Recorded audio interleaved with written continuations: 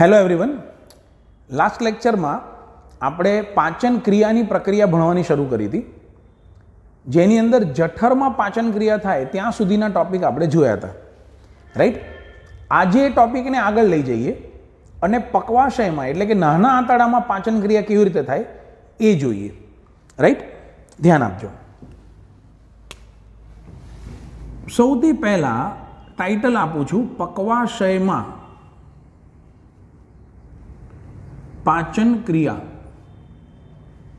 હવે અત્યાર સુધી આપણે જોયું મુખ ગુહામાં પાચન ક્રિયા, પછી અમે એવું શીખ્યા કે મુખ ગુહામાં લાળનો સ્ત્રાવ થાય, એનું બંધારણ જોયું, એના કાર્યો જોયા. જઠરમાં પાચન ક્રિયા, એના સ્ત્રાવ જોયા, એનું બંધારણ જોયું, એના કાર્યો જોયા. પકવાશયની મોટી પ્રોબ્લેમ એ છે કે પોતે કશું બનાવતો જ નથી, બધું ઉધારી ખાતું ચાલે છે.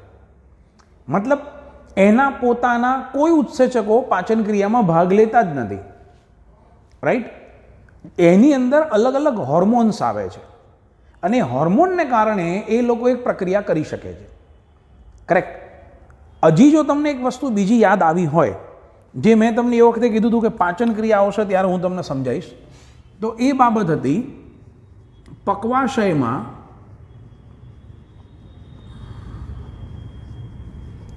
બ્રુનર ગ્રંથિ.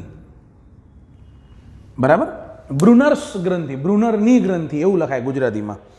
તો એ વખતે મેં તમને કીધું હતું કે પાચન ક્રિયા વખતે તમે ખાસ સમજી શકશો. બ્રુનર ગ્રંથિ પકવાશયના અધશ્લેષ્મ સ્તરને સ્પેશિયલી એટલા માટે આપવામાં આવી છે કે જે જઠરમાંથી ખોરાક આવ્યો એ HCl ને લઈને આવ્યો છે, ત્યાંની પૂર્ણ એસિડિક માધ્યમમાંથી ખોરાક આવ્યો છે. રાઈટ. પકવાશયની અંદર અથવા તો મધ્યાંતરની અંદર જે પાચન ક્રિયા કરવાની છે એ સંપૂર્ણતઃ બેઝિક માધ્યમમાં કરવાની છે. હવે જો એસિડિક માધ્યમ અહીંયા આવે તો એ એસિડિક માધ્યમ અહીંયા નુકસાન કરે. બરાબર. તો એને અટકાવવા માટે સૌથી પહેલા બાયકાર્બોનેટનો સ્ત્રાવ થવો જરૂરી છે. બીજું, હવે ખોરાક પકવાશયમાં આવી ગયો છે, માટે જઠરને ના પાડવી પડે કે તું તારા સ્ત્રાવ કરવાનું બંધ કર. કરેક્ટ. આ બે વસ્તુઓને કંટ્રોલ કરવા માટે બ્રુનર ગ્રંથિનું મહત્વ ઘણું બધું છે. જો તમારી પાસે મટીરિયલ હોય તો હાથમાં લઈ લો અને એમાં પેજ નંબર 16 ક્વેશ્ચન નંબર 5ની ઉપર જતા રહો. ત્યાં મેં તમને સ્પષ્ટ લખીને આપેલું છે કે બ્રુનર ગ્રંથિમાંથી બાયકાર્બોનેટનો સ્ત્રાવ થાય, એની પ્રક્રિયા હું તમને હમણાં સમજાવું છું શું હોય, એની pH 7.8 બનાવવા માટે. ત્યારબાદ યુરોગેસ્ટ્રોનનો સ્ત્રાવ કરાવડાવીને HCl અને પેપ્સિનોજનનો સ્ત્રાવ બંધ કરાવે છે. This is another function. જઠરમાંથી HCl અને પેપ્સિનોજનનો સ્ત્રાવ બંધ થાય એ બહુ આવશ્યક છે. અચ્છા, એના માટે એક હોર્મોનનો ચાર્ટ પણ મેં તમને આપેલો છે. એ ચાર્ટ અને આ પ્રક્રિયા બંને અત્યારે આપણે ભણવાની છે. ધ્યાન આપજો. વન બાય વન શરૂ કરીએ. સૌથી પહેલા બ્રુનર ગ્રંથિનું કાર્ય છે બાયકાર્બોનેટનો સ્ત્રાવ. બરાબર. એમાં પણ આપણે ધારી લઈએ કે સોડિયમ બાયકાર્બોનેટ એટલે કે NaHCO3 વત્તા જઠરનો હાઇડ્રોક્લોરિક એસિડ, આ બંને વચ્ચે પ્રક્રિયા થાય. આનો ધનાયન છે Na+, ઋણાયન છે HCO3-, આનો ધનાયન છે H+, ઋણાયન છે Cl-. બંને એકબીજા સાથે જોડાશે એટલે કે ધનાયન સોડિયમ પેલાના ઋણાયન ક્લોરિન સાથે જોડાય અને સોડિયમ ક્લોરાઇડનું નિર્માણ કરે, અને આનો ધનાયન H+, ઋણાયન HCO3- સાથે જોડાય અને H2CO3 કાર્બનિક એસિડનું નિર્માણ કરે. આ કાર્બનિક એસિડ કેટલાક કિસ્સામાં આગળ જઈને H2O અને CO2 માં ફેરવાઈ જાય. CO2 વાયુ છે. બરાબર. આ જે ઈનો બને છે ને, ઈનો એસિડિટી માટે, એનો લોજિક મૂળ આ જ છે. એમાં હોય છે શું? ખાવાનો સોડા, સોડિયમ બાયકાર્બોનેટ. આ સોડિયમ બાયકાર્બોનેટ જઠરના HCl સાથે પ્રક્રિયા કરી એમાંથી NaCl, H2O અને CO2 બનાવે. એટલે ઈનો લઈ એના 5 સેકન્ડની અંદર કાર્બન ડાયોક્સાઇડ આવી જાય છે કે ને કામ શરૂ સિર્ફ 7 સેકન્ડ મેં. એ આ છે એનો પ્રૂફ. શું? તમને જે એક ઓડકાર આવે છે ને વાયુનો, બરાબર, વાયુ નિર્માણ થવાને કારણે એ, એટલે આ રિએક્શન છે. અચ્છા, એટલા માટે હું તમને એક બીજી ખાસ સલાહ આપું ઘણા લોકોને જમ્યા પછી રોજ સોડા પીવાની ટેવ હોય છે, એ સારી નથી. રોજ સોડા ના પીઓ. સોડા જે છે ને એ આ જ છે મૂળ તો, રાઈટ. એટલે એ છે ને સતત સોડા, આમ જમીને થોડી વારમાં તરત સોડા પીવી છે ને, એ HCl ને ઓછો કરી નાખશે, એના દ્વારા થતા કાર્યોને નુકસાન કરશે. બરાબર. પાચન માટે તમને લીંબુ સોડા પીવાનું કેમ કહે છે? કેમ કે લીંબુમાં મૂળ તો એસિડ, સાઇટ્રિક એસિડ આવવાનો, એટલે એ તમારા પેટમાં જશે, એટલે પાછું જઠરમાં એસિડિક માધ્યમ તૈયાર થઈ જ જશે. અને સોડાનો જે ભાગ છે બાયકાર્બોનેટનો, એ તમારા HCl ને ઓછા કરશે, એટલે એસિડિટીનું પ્રમાણ ઘટશે, રાઈટ. એટલે દર વખતે આ સક્સેસફુલ હોતું નથી, એટલે આ ધ્યાન રાખજો. રોજ સોડા પીવાવાળી આદત ખોટી. સોડા એ દવા છે એક પ્રકારની. કોક દાડો માથું ચડ્યું હોય, એસિડિટી થઈ હોય, એવા કેસીસ માટે છે. તમે રૂટીન કરી દેશો ને તો એ આગળ જતાં તમને નુકસાન કરશે. ડન. ચલો, પક્વાશયમાં બ્રુનર ગ્રંથિનું આ કાર્ય પૂરું થયું. હવે નેક્સ્ટ, પક્વાશયમાં 1 by 1 હોર્મોન ચાલુ થાય. સૌથી પહેલો હોર્મોન આવે, એનું નામ છે GIP. બરાબર. એન્ટરોગેસ્ટ્રોન. શું કામ કરશે? પહેલા તો GIP નું પૂરું નામ લખીએ. Gastric, it is gastric inhibitory peptide. નામ પરથી જ ખબર પડી ગઈ હશે. પેપ્ટાઇડ એટલે કે એમિનો એસિડનો બનેલો છે, એટલે કે આ અંતઃસ્ત્રાવ કેવો છે? પ્રોટીન. ઇન્હિબિટરી, કશું અવરોધે છે. કોને અવરોધે છે? ગેસ્ટ્રીનને. ગેસ્ટ્રીન અંતઃસ્ત્રાવ જે જઠર રસનો સ્ત્રાવ પ્રેરે છે એને. એટલે આનું કાર્ય થયું આ જઠર રસનો સ્ત્રાવ બંધ કરાવે. ને એના માટે એ કોને બંધ કરાવવાનો છે? ગેસ્ટ્રીનને. આ સિવાય બ્રુનર ગ્રંથિમાંથી હમણાં જ આપણે વાત કરી ને, યુરોગેસ્ટ્રોન, એ પણ આ કાર્ય સાથે સંકળાયેલો છે. પેપ્સિનોજન અને HCl નો સ્ત્રાવ બંધ કરાવવા માટે. બરાબર. ચાલો, હવે જઠરનું કામ બંધ કર્યું. હવે અત્યારે આપણે ક્યાં છીએ? પક્વાશયમાં. તો હવે પક્વાશયને પોતાને ત્યાં ઉત્સેચકો છે નહીં, તો બહારથી મંગાવવા પડશે. તો કોણ ઉધાર આપશે એને? એક યકૃત અને એક સ્વાદુપિંડ. આપણે ગયા 2 લેક્ચર, સેકન્ડ લેક્ચરમાં કદાચ પેલો આખો ક્રમ જોયો હતો. બરાબર. યકૃતમાંથી આવશે પિત્તરસ અને સ્વાદુપિંડમાંથી આવશે સ્વાદુરસ. Now, right from the first day I have all the books. મેં તમને ઘણી વખત મારા જૂના બધા જ કોર્સની ચોપડીઓ બતાવી શકેલો છું. 96ની ચોપડી છે, 2004 વાળી ચોપડી છે, સેમેસ્ટર વાળી ચોપડી છે. આ ત્રણેય અભ્યાસક્રમ એટલે કે 1988 થી 2017-18 સુધીમાં એક વસ્તુ એવી ભણાવવામાં આવી છે જે આ વર્ષે અચાનક જ યુટર્ન માર લેવામાં આવ્યો છે. પણ કોઈ ખોટું નથી, ખાલી પ્રેઝન્ટેશન બધાનું ખોટું હતું, રાઈટ. હું તમને એ વસ્તુ કહું. પહેલા આપણે સ્વાદુપિંડમાંથી અંતઃસ્ત્રાવ બોલાવો છે ને. સ્વાદુપિંડ એટલે ઇંગ્લિશમાં પેન્ક્રિયાસ. પેન્ક્રિયાસનો મતલબ થાય સ્વાદુપિંડ. અને આ સ્વાદુપિંડમાંથી એને સ્વાદુરસનો સ્ત્રાવ કરવો છે. બરાબર.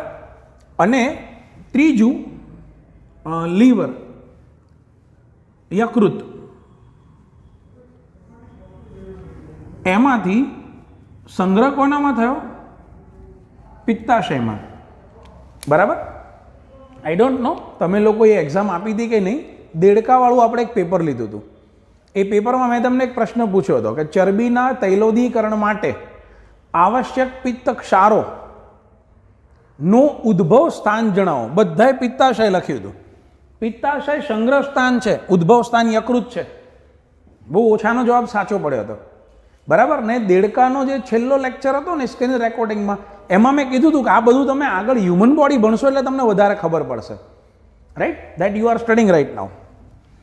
આમાંથી આવશે યકૃત રસ અથવા તો પિત્તરસનો સ્ત્રાવ. હવે એક અંતઃસ્ત્રાવ છે જે આ બે કાર્ય કરી શકે છે. બરાબર. જે અંતઃસ્ત્રાવનું નામ CCK અને PZ છે. બરાબર. CCK ડેશ PZ આ રીતે એને બોલાવાય છે, બરાબર. PZ શબ્દ વાપરવામાં આવે છે પેન્ક્રિયોઝાઇમિન,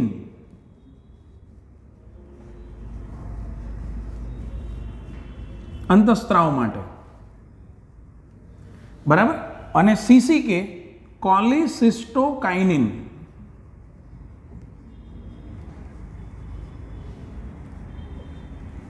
હવે આ બંને એકના એક જ છે, પણ જો એ સ્વાદુપિંડ પર કાર્ય કરે એ ટાઈમે તમે એને પેન્ક્રિયોઝાઇમિન કહો છો, એ યકૃત પર કાર્ય કરે તો તમે એને કોલિસિસ્ટોકાઇનિન કહો છો. નામ જુદા છે, કાર્ય જુદા છે, પણ વસ્તુ એક જ છે. સમજો, ધારો કે તમે વાતો નથી કરતા ક્લાસમાં, ફોર એક્ઝામ્પલ, અને કદાચ તમારા વર્ગ શિક્ષક જે ભણાવનાર છે અત્યારે, એ ભાઈ મોઢું બંધ રાખ, તમે શું કરશો? હા લેન ભાઈ બંધ, હું તો એમ કે વાતો કરતો હતો, વાતો મારી બાજુવાળો કરતો હતો. પણ જો આ જ વસ્તુ ઘરમાં મમ્મીએ કીધી હોય તો, બે હું કઈ વાતો નતો કરતો, શાંતિ રાખજે, તરત તમે એની સામે બોલી જાઓ છો. એક જ ઘટનાના બે રિએક્શન અલગ અલગ છે, રાઈટ. પપ્પાને આવું કહેવાય? ના, ફી એ ભરે છે, હે ને? હા, એટલે આની અંદર છે ને તમે જો એક જ 3 અલગ અલગ ભૂમિકામાં આવી ગયા, કરેક્ટ? આવું કહેવાય નહીં. ઘણા મા બાપને ટેવ હોય બાળકોને સરખાવે. તમારું રિઝલ્ટ સારું છે કે ખરાબ એ તમારા રિઝલ્ટ પરથી નક્કી નથી થતું, તમારા બાજુવાળાના રિઝલ્ટ પરથી નક્કી થાય. તમારા ધારો કે 85% આવ્યા, પપ્પા જો મારા 85% આવ્યા, બાજુવાળાને કેટલા આવ્યા?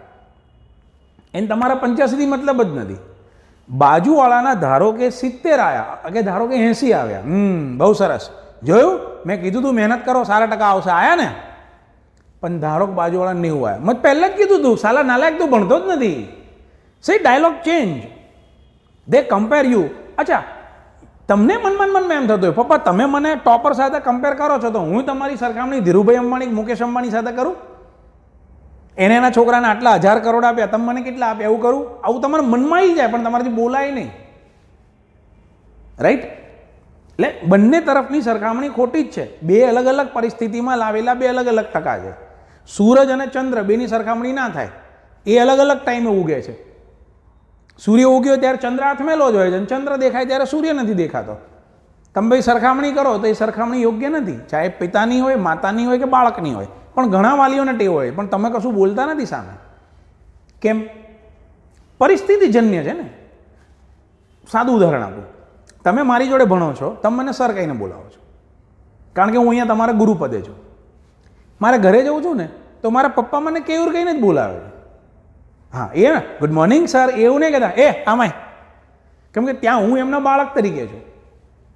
મારો છોકરો છે કે મારી છોકરી છે એ મને પપ્પા કહીને જ બોલાવે છે, કેમ કે એમના માટે હું પિતાના સ્થાને છું. જો છું તો હું જ, સમજ્યા ને? હું જ કોલિસિસ્ટોકાઇનિન, હું જ પેન્ક્રિયોઝાઇમિન, પણ અલગ અલગ સ્થાને. હવે સમજમાં આવ્યું ને? હું જ રામ છું, હું જ કૃષ્ણ છું, ને હું જ પરશુરામ છું, પણ અલગ અલગ સમયે છું, અલગ અલગ ભૂમિકામાં છું, રાઈટ? સમજાઈ ગયું? પણ 96 થી અત્યાર સુધી આ બે અલગ અલગ જ છે એવું ભણવામાં આવે છે. હવે લોચો ક્યાં થાય? જ્યારે તમે 22મું ચેપ્ટર કાઢશો તમારી ટેક્સ્ટબુકમાં છે, લાવો ને ટેક્સ્ટબુક મને આપો. અરે આજે પોકેટ નથી, લો આપી દો, હું કાઢી લઈશ, તમને નહીં મળે.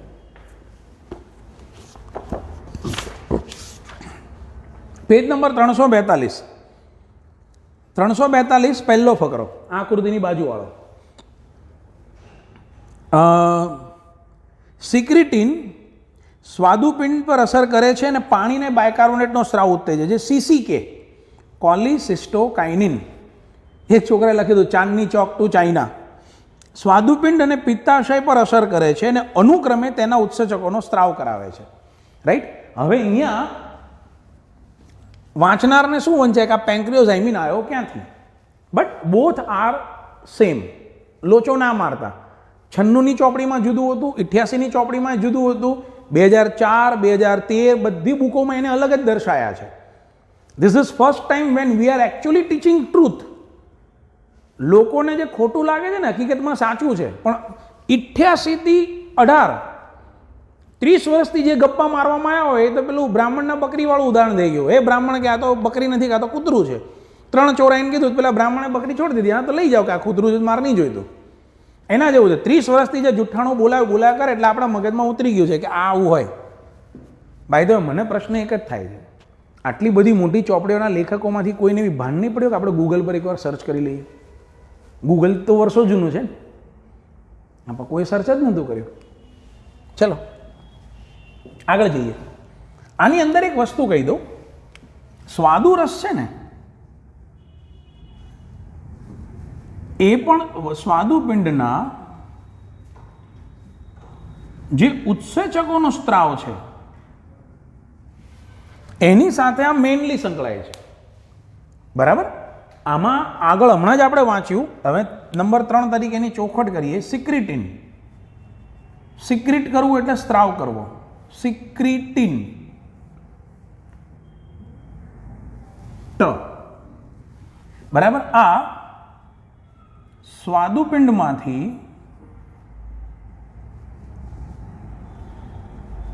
પાણી અને બાયકાર્બોનેટનો સ્ત્રાવ પ્રેરે.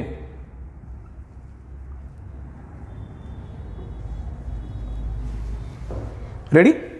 તમે જો જઠરને HCl ને કંટ્રોલ કરવા માટે સ્વાદુપિંડમાંથી બાયકાર્બોનેટ આવ્યો, બ્રુનર ગ્રંથિમાંથી બાયકાર્બોનેટ આવ્યો, હજી યકૃતમાંથી એ બાયકાર્બોનેટ આવશે, બધા જ પ્રક્રિયા કરશે. પહેલા HCl ને પાડ દો, પછી વાત. રેડી? ચાલો, આ 3 મહત્વના અંતઃસ્ત્રાવો છે. હવે આગળ જઈએ. હવે આપણે સૌથી પહેલા શરૂઆત કરીએ, સ્વાદુરસનું એનાલિસિસ કરીએ. સ્વાદુરસ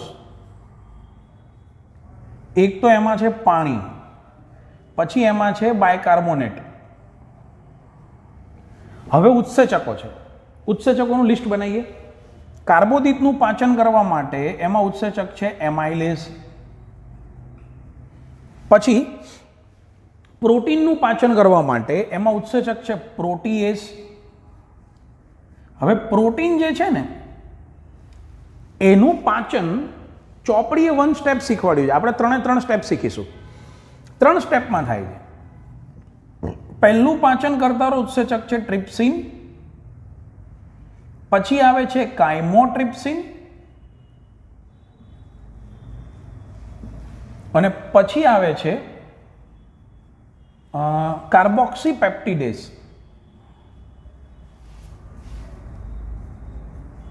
કાર્બોક્સી પેપ્ટિડેઝ. આ બધા નામો એક કારણસર આપવામાં આવ્યા છે. રેડી? આપણી બુકમાં સિંગલ લાઈન પ્રોસિજર સમજાય છે કે આ બધા જ પ્રોટીનના પાચન, આ કોમન નામ છે. પ્રોટીઝ એ કોમન નામ થયું. બરાબર? પેલું કે પપ્પા ના કે મને આજે તારા સર મળ્યા હતા. હવે સર શબ્દ કોમન થયો. એમાં ફિઝિક્સવાળા સાહેબ હોય, કેમેસ્ટ્રીવાળા હોય, ઇંગ્લિશવાળા હોય, અલગ અલગ વિષયના શિક્ષક હોય ને, સંસ્કૃત છે, બાયોલોજી છે, કોમ્પ્યુટર હોય, મેથ્સ હોય તો મેથ્સના ટીચર હોય. એમ આ પ્રોટીઝ એ કોમન નામ થયું ત્રણેયનું. આ ત્રણેય અલગ અલગ પ્રક્રિયા કરે છે. આપણે ત્રણેયની અલગ અલગ સમજવાની છે. નેક્સ્ટ, હવે કોનું પાચન કરીશું? લિપિડનું. લિપિડનું પાચન કરવા માટે ઉત્સેચક જોઈશે લાઇપેઝ. અને છેલ્લે ડીએનએનું, એનું પાચન કરવા માટે ઉત્સેચક જોઈશે ન્યુક્લિયેઝ. અને હજી એક ઉત્સેચક હશે ન્યુક્લિયોસાઇડેઝ. બરાબર? આટલા બધા ઉત્સેચકો કાર્ય કરશે. પોઈન્ટ ટુ બી નોટેડ, સ્વાદુરસનો એમાઇલેઝ લાળવાળા એમાઇલેઝ કરતાં સ્ટ્રોંગ છે. ડન? ચાલો, સ્વાદુરસનું કામ પૂરું થયું. હવે આપણે પિત્તરસની ઓળખાણ લઈએ. ભાઈ તમે કેવા છો? નાઉ ધ ફર્સ્ટ પોઈન્ટ, પિત્તરસમાં કોઈ ઉત્સેચક નથી, સિંગલ એન્ઝાઇમ નથી, એની અંદર ઉત્સેચકો છે જ નહીં. તો પછી કામ શું એનું? એ પાચનમાં મદદ શું કરશે? એનું બંધારણ સાંભળો. એમાં એક તો હોય પાણી, પછી કાર્બનિક અને અકાર્બનિક ક્ષારો. બરાબર? અકાર્બનિક સોડિયમ બાયકાર્બોનેટ. બરાબર? કાર્બોનેટ અને સોડિયમ બાયકાર્બોનેટ. આ બાયકાર્બોનેટ, આ કાર્બોનેટ, Na2CO3 અને NHCO3. કાર્બનિક, સોડિયમ ટોરોકોલેટ અને સોડિયમ ગ્લાયકોકોલેટ. આના કાર્યો ક્યાંય તમારા 11-12 સાયન્સમાં નથી આવવાના, કદાચ નામ પણ ચોપડી નથી આપ્યું, પણ નોટ ડાઉન કરી રાખજો, આગળ જતા કામ આવશે. આ છે ક્ષાર. હવે આવે પ્રોપરલી પિત્ત ક્ષાર. બરાબર? આના માટે શબ્દ શું વપરાય છે? પિત્ત ક્ષાર. કેમ કે પિત્તરસમાં છે ને, એટલે પિત્ત ક્ષાર એવું નામ એને આપવામાં આવે છે. રાઈટ? ચલો, પછી હોય પિત્તરંજક દ્રવ્ય.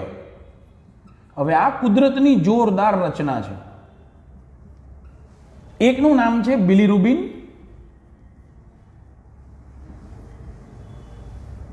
ને એકનું નામ છે બિલીવર્ડિન. આ સિવાય કોલેસ્ટેરોલ પણ હોય છે, સાઈડમાં અહીંયા લખી નાખો. આ બધાથી અલગ. ઓકે, બિલીરુબિન ને બિલીવર્ડિન શું છે? એ લીલાશ પડતા પીળા રંગના ક્ષાર છે, અરે સોરી, રંજક દ્રવ્ય છે. પિત્ત રંજક દ્રવ્ય. પિત્ત હોય ને એ લીલાશ પડતું પીળું હોય, અથવા પીળાશ પડતું લીલું, જે બોલો તો. યલો અને ગ્રીન ભેગો કરી દેવાનો. નાવ આ રંગ છે ને, આ ખરેખર શરીરનો કચરો છે. આ પિત્તરંજક દ્રવ્ય એ ખરેખર શરીરના અલગ અલગ રસાયણોનો કચરો છે, જેને અન્ન માર્ગમાં નાખવામાં આવે છે. એ ક્યાંય કોઈ પ્રક્રિયામાં ભાગ લેવાના નથી, પણ અન્ન માર્ગ મળ દ્વારા બહાર આવશે. એની સાથે સાથે અન્ન માર્ગના જે દ્રવ્યો છે એની સાથે સાથે બિલીરુબિન ને બિલીવર્ડિન પણ જતા રહેશે. અને કેમ કે બિલીરુબિન ને બિલીવર્ડિન એ પીળાશ પડતા જેવા છે, માટે મળનો ને મૂત્રનો બેનો રંગ લીલાશ પડતો પીળો કે યલોઇશ વધારે હોય છે. કરેક્ટ? આને કારણે હોય છે. એટલે જો તમારામાં યકૃતમાં કોઈ ખામી આવે છે, કમળો સીધી ભાષામાં, જોન્ડિસ, યકૃતને કંઈક ડેમેજ થાય છે, તો યકૃતમાંથી આ પિત્તરંજક દ્રવ્યો આખા શરીરમાં ફેલાય, જેને કારણે આખું શરીર પીળું પડી જાય, પાંડુ વર્ણ થઈ જાય. આપણે એવો શબ્દ વાપરીએ છીએ, પીળું પડી જાય શરીર, કમળો જેને દેશી ભાષામાં કહેવાય. રાઈટ? કન્સેપ્ટ ક્લિયર છે આખો? હવે આ કેવી રીતે કામ કરે છે ને, એ નેક્સ્ટ ટોપિકમાં જોઈએ. પોઝ કરી દો. સ્વાદુપિંડની અંદરથી જે અંતઃસ્ત્રાવ આવ્યા, અરે સોરી, ઉત્સેચકો આવ્યા, પિત્તરસમાંથી જે દ્રવ્યો આવ્યા, એ દ્રવ્યોની મદદથી હવે આપણે પાચન ક્રિયા સમજવાની છે. રાઈટ? આપણે પદાર્થ દીઠ 1 by 1 ચર્ચા કરીશું. ધ્યાન આપજો. આપણે શરૂઆત કરીએ કાર્બોદિતથી. તો કાર્બોદિત તરીકે આપણા ખોરાકમાં છે પોલિસેકેરાઇડ, સ્ટાર્ચ. હવે સ્ટાર્ચનું પાચન થાય એટલે એ બને માલ્ટોઝ જેવો ડાયસેકેરાઇડ.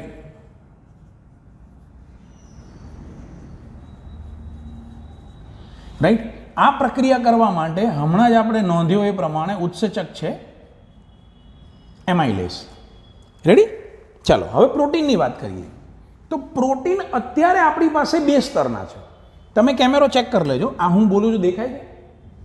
હું આખો દેખાવું? કોઈ તકલીફ નથી વિઝનમાં? પ્રોટીન આપણી પાસે 2 લેવલના છે. એક છે આખું પ્રોટીન, જેનું જઠરમાં પાચન નથી થયું, અને એક એવું પ્રોટીન કે જે જઠરમાં પાચન થઈને પ્રોટીઓસિસ ઓર પેપ્ટોન્સ બનીને આવ્યું છે. બરાબર? ટુકડા થઈને આવ્યું છે એવું પ્રોટીન, અથવા જે જઠરમાં પાચન નથી પામ્યું એવું પ્રોટીન. રાઈટ? બંને પ્રોટીનની પાચન ક્રિયા માટે અલગ અલગ ઉત્સેચકો જોઈએ. આ જે પ્રોટીનનું પાચન કરવાનું છે એના માટે ઉત્સેચક જોઈએ ટ્રિપ્સિન. બરાબર? અને જે પ્રોટીઓસિસનું પાચન કરવાનું છે એના માટે ઉત્સેચક જોઈએ કાયમોટ્રિપ્સિન. હવે તમારું નામ ઉપર ધ્યાન ગયું? આમાં એક્સ્ટ્રા શબ્દ શું આવ્યો? કાયમ. યાદ કરો, કાલે આ જ બોર્ડ ઉપર અહીંયા જઠર રસની બાજુમાં લખી દઉં કાયમ. આછું બોર્ડ ભૂસેલું વંચાઈ ગયું. કાયમોટ્રિપ્સિન જઠર રસ જેવું પાચન થઈને આવે એના પર કાર્યરત ટ્રિપ્સિન. અને પેલો ઓરિજિનલ ટ્રિપ્સિન જે આખા પ્રોટીન ઉપર એટેક કરવાનો છે. Ready? So we have got 2 type of protein. ક્યાં તો આખું છે, જઠરમાં પાચન નથી થયું, ઓર જઠરમાં થોડું ઘણું પાચન થઈને આવ્યું છે. રાઈટ? હવે પ્રોટીનનું પાચન, જે આખું પ્રોટીન આવ્યું છે એનું પાચન થાય એટલે એ બને પ્રોટિયોસિસ ઓર પેપ્ટોન્સ. બરાબર? ઓકે, આ જઠરમાં પાચન થઈને આવ્યા હતા, એનું પાચન ચાલુ થયું. આ જે આખા પ્રોટીન હતા એનું પાચન થયું. હવે આ પ્રોટિયોસિસ ને પેપ્ટોન પાચન ક્રિયા માટે કોની જોડે જશે? કાઇમોટ્રિપ્સિન પાસે. પેલા ચૂંટણી આપવા જાય તો હોય ને કે પહેલાં તમારું આઈ કાર્ડ બતાવો, પછી તમારું નામ નોંધાવે, પછી હવે આગળ જાઓ એટલે પેલું આમ સહી કરે, પેલી સિગ્નેચર કરે, પછી પેલું ઈવીએમ મશીનમાં તમે વોટ આપવા જાઓ, સ્ટેપ હોય. આની જોડે કામ પતી ગયું, હવે પેલા જોડે જાઓ. આપણે પણ એવા સહી સિક્કા સ્કૂલમાં ઘણીવાર કરાવવાના આવે. રાઈટ? જર્નલ પહેલાં તમારા વિષય શિક્ષક તપાસે. મોટી સ્કૂલ હોય, ઘણા બધા ક્લાસ હોય, ઘણા બધા શિક્ષક હોય તો હેડ ઓફ ધ ડિપાર્ટમેન્ટની સહી લેવી પડે. ત્યારબાદ પ્રિન્સિપલના સહી સિક્કા માટે જાય. પછી એ પ્રેક્ટિકલ જર્નલ આપણી પાસે આવે ને તો આપણને પરીક્ષામાં બેસવા દે. બરાબર? એટલે સ્કૂલમાં સીધા રહીને પ્રેક્ટિકલ કરવાના, હોશિયારીઓ મારવાની નહીં.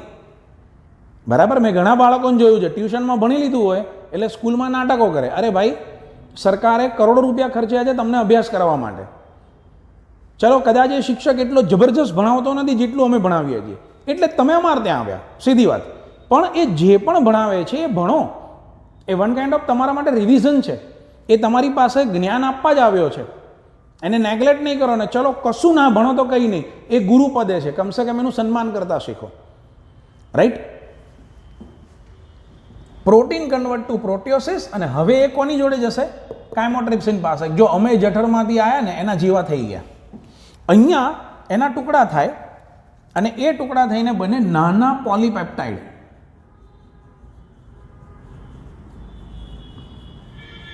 એટલે બહુ દેશી ભાષામાં કહું તો આ 50 એમિનો એસિડનો પ્રોટીન હોય તો આ 15-20 એમિનો એસિડના 3-4 ટુકડા હોય તો આવે સાવ 5-7 એમિનો એસિડના પોલીપેપ્ટાઇડ થઈ ગયા હોય.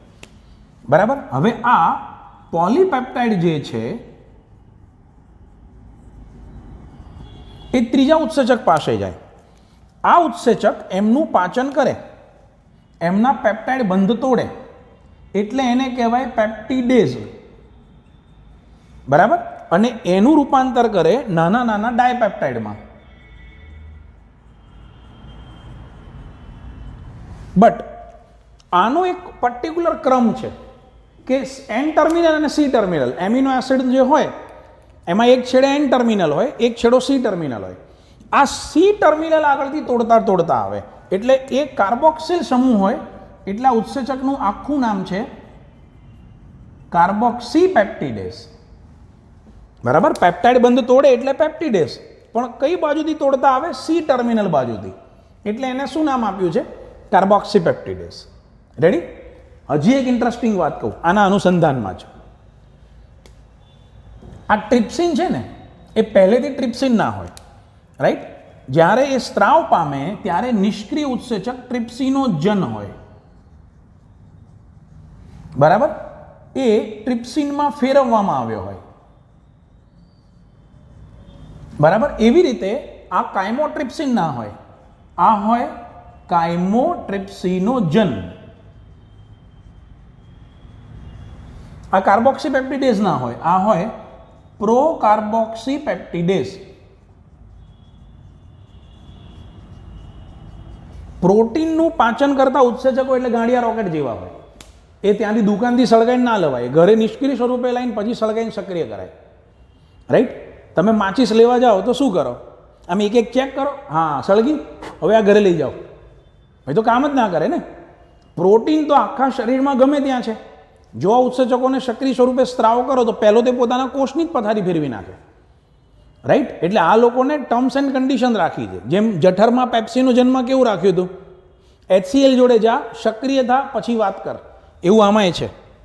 રાઈટ? નાવ કાઇમોટ્રિપ્સિનોજન સક્રિય થાય, આ સક્રિય થાય, આમાંથી બને કાઇમોટ્રિપ્સિન.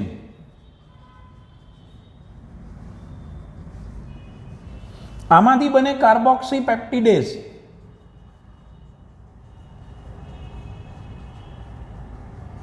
આ બંનેને સક્રિય કરવાનું કામ ટ્રિપ્સિન પોતે જ કરી નાખે છે, રાઈટ? આ ટ્રિપ્સિન જ એમને સક્રિય કરી નાખે છે. નાઉ ધ ક્વેશ્ચન ઇઝ, ટ્રિપ્સિન કોણે સક્રિય કર્યો? જવાબ, એન્ટરોકાઇનેઝ. અને આ ક્યાંથી ઉદ્ભવીને આવ્યો? જવાબ, આંતરડાના આંતરરસમાંથી. મધ્યાંતરમાં જે આંતરરસ ઉદ્ભવે એ પણ જોડે જોડે ઉદ્ભવી જવો જોઈએ, કેમ કે જો મધ્યાંતરનો આંતરરસ ઉદ્ભવે તો એમાંથી એન્ટરોકાઇનેઝ આવે તો આનું કામ થાય. જો કેવું બધું એકબીજા પર ડિપેન્ડેબલ મૂક્યું છે, રાઈટ? તફાવત આપો. પેપ્સિનોજન, ટ્રિપ્સિનોજન. પેપ્સિનોજન જઠરમાં છે, ટ્રિપ્સિનોજન સ્વાદુપિંડમાં છે. પેપ્સિજનોનું કાર્ય પણ જઠરમાં છે, ઉત્પન્ન તો જઠરમાં થાય, કાર્ય પણ જઠરમાં થાય. ટ્રિપ્સિનોજનનું કાર્ય પક્વાશયમાં થાય, રાઈટ? પેપ્સિનોજનનો સ્ત્રાવ કરવા માટે ગેસ્ટ્રિન અંતઃસ્ત્રાવ જોઈએ, આનો સ્ત્રાવ કરવા માટે પેન્ક્રિયોઝાઇમિન જોઈએ. પેપ્સિનોજન મંદ એચસીએલથી સક્રિય થાય, આ એન્ટરોકાઇનેસથી સક્રિય થાય.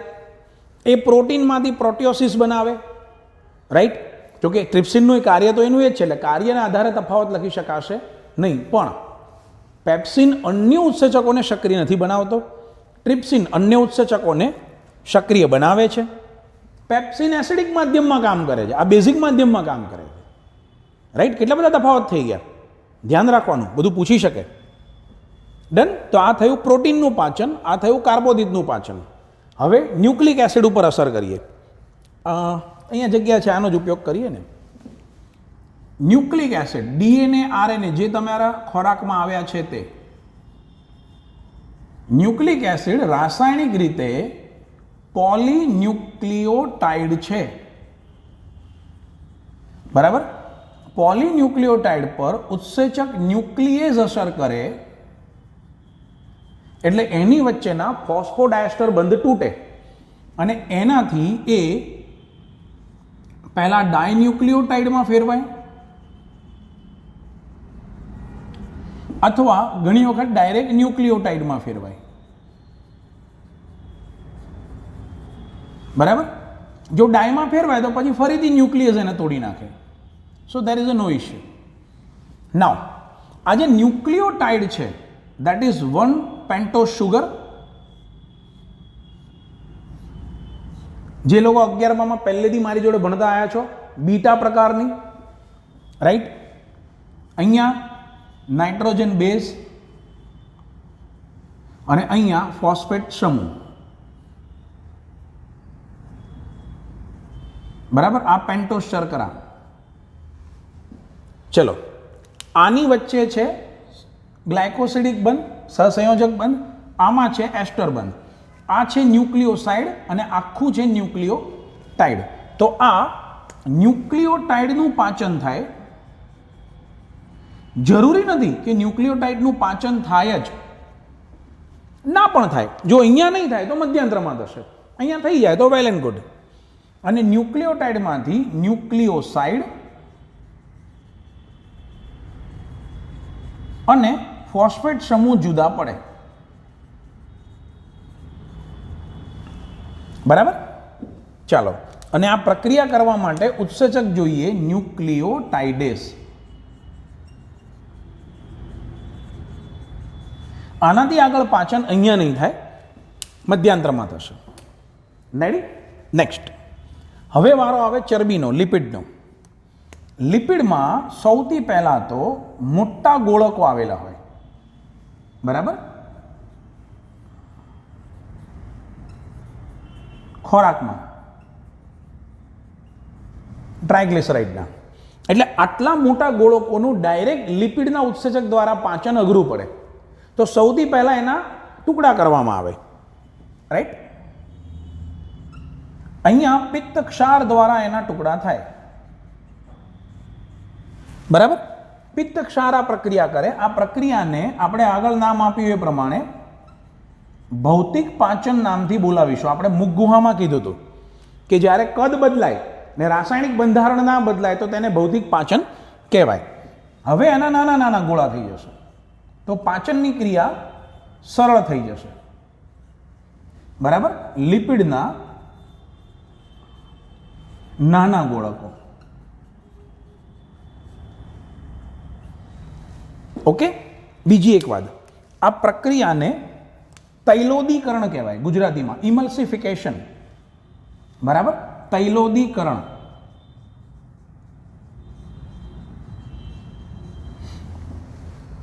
એટલે તમને એવો પ્રશ્ન પૂછાય કે યકૃતના રસમાં એક પણ ઉત્સેચક ન હોવા છતાં તે પાચન ક્રિયા માટે મહત્વનો ઘટક છે, કારણ આપો.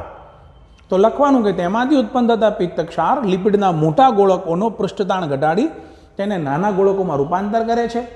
આ પ્રક્રિયાને તૈલોદીકરણ કહેવાય.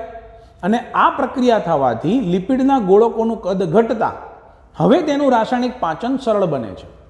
માટે તેમાં ઉત્સેચક નથી, પરંતુ તે મહત્વના છે. પિત્ત ક્ષારના સંદર્ભમાં કીધું. હજી બીજો મુદ્દો લખવો હોય તો સોડિયમ બાયકાર્બોનેટ દ્વારા એસિડિટી ઘટે એ પણ લખી શકાય. રાઈટ, પેલું HCl વાળું આ બોર્ડ ઉપર તમને થોડું થોડું વંચાતું હશે, સવારનું લખેલું. આ સવારનું શું રહે, હમણાં પહેલાં લખેલું. અને બીજું કે તેની અંદર પિત્તરંજક દ્રવ્યો છે. આ દ્રવ્યો જે છે એ મૂત્ર અને મળના રંગ સાથે સંકળાયેલા છે, પ્લસ તમને બોડીના કમળાના રોગના ઇન્ડિકેશનથી પણ સંકળાયેલા છે. એટલે ભલે પાચનના કોઈ ઉત્સેચક નથી, પણ તે મહત્વનું છે. સવારના આમ તો ખરેખર જ ને. હા, આ તો છોકરાઓ સળંગ વિડીયો જોવે છે. એકચ્યુઅલી અમે આ હાફ વિડીયો એકદમ સ્ટાર્ટિંગમાં ઉતાર્યો હતો, ને પછી 4-5 કલાક અમે કામમાં હતા, ને એ કામ પતાવીને હવે બાકીનો વિડીયો ઉતારીએ છીએ. રાઈટ, એટલે મારાથી એવું બોલાઈ ગયું સવારના, અને ખરેખર સાચું જ છે સવારના, પણ વિદ્યાર્થીઓના પોઈન્ટ ઓફ વ્યૂ તો આ સળંગ જ ચાલી રહ્યું છે. ચાલો, લિપિડના જે નાના ગોળકો છે હવે તેનું લાઇપેસ દ્વારા પાચન થાય. બરાબર, પહેલો fatty acid, first fatty acid છૂટો પડે.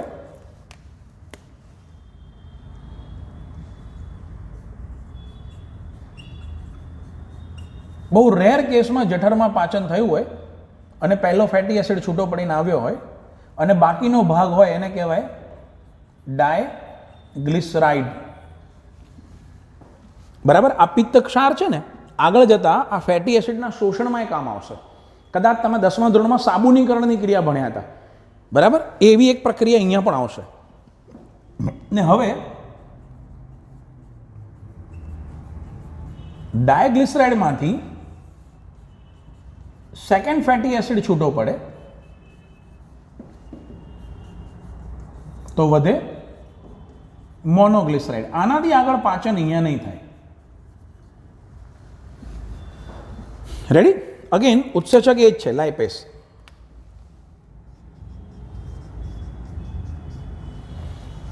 રેડી, તો આટલી પાચનની ક્રિયાઓ તમારી સ્વાદુપિંડમાંથી આવેલા ઉત્સેચકો દ્વારા પક્વાશયમાં થઈ. રેડી, આજે આપણે જોયું પક્વાશયની અંદર કયા કયા હોર્મોન્સ આવે છે, એના દ્વારા કયા કયા દ્રવ્યો આવે છે, એના દ્વારા કેવી રીતનું પાચન થાય છે.